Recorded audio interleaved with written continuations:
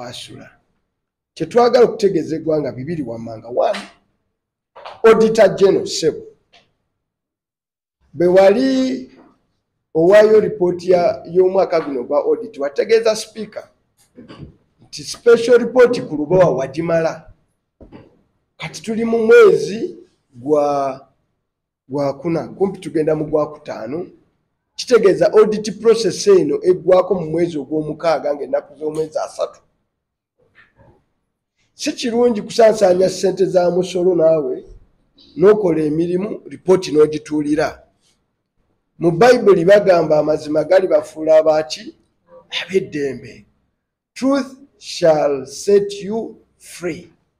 So do your due duty, give the country the report, engineering report, special report on Lubowa, and say as is. However, ne baba tebakoze ekyo bye baateeka mu report ya treasury operation sibimala, baatulaga nti abakulu abo bakabasasula $1,33,000 ne bwe batunulira omulimu basanga nga gwenkanankana $5,7.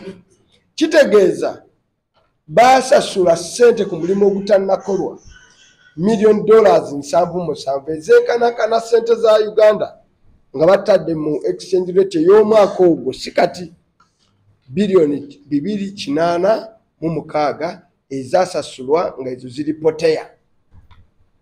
Kati ndowooza peneti ali mu kweyiyayiya naye n'ekyalo ekikisufu ekiriwo abantu twaga tubajjukize nti mu ndagaano gye bakola tuva tujja kuyita ne Attorney General banka either Stanbic or whatever Standard Chartered, the detail nzo gibafunira later, yayina okusasula nga emirimu gitambula egya Lubowa.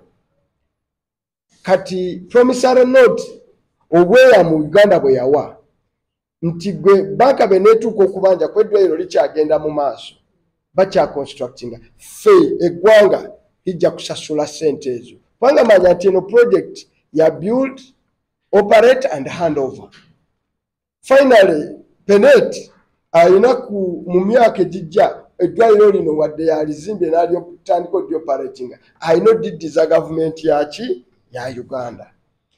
Eddwaliro lino lyatandika project eno yatandika 2028 yalina okuggwa mu myaka ekyo 2018 yalina okumala emyaka emeka 3.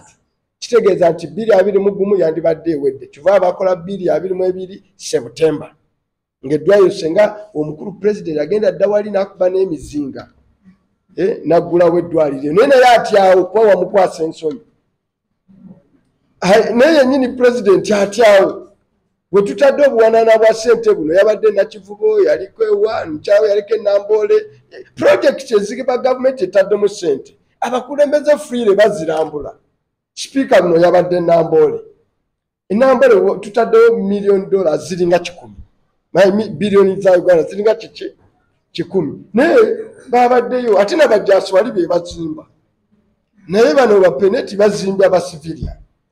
So ekyokulambula site ezizimbwako nga tebazimba military installation kya bulijjo ekigenda mu maaso olaba naye ne bw'oba ozimba ekizimbe kyo olinnyayo waggulu ekyo n'olaba ebintu ebikola ki bwe bitambula.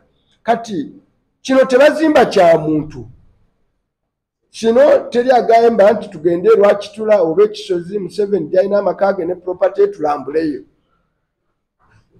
Ukitegedde tetunagendako nti tugende wa minisita wa Herese Achenge gyalina amaka ne gyakola emirimu gye egy'obuntu tulambuleyo. Era ku bonna tekuli yatunze wadde Museveni tanatundayo wadde ejjembe ly'ente okugamba nti ateeke ssente mu Lubowa. Bazeewoze nze naawe kyova olaba omusolo mafuta biki tugenda kuzisasula. N'ekyo twagala kubasaba nti buli omu akkiriza obukiiko buno obuteekwawo bukole. Kati nyinza obbawa ripooti nti okuva lwe twawuuba ekibirwa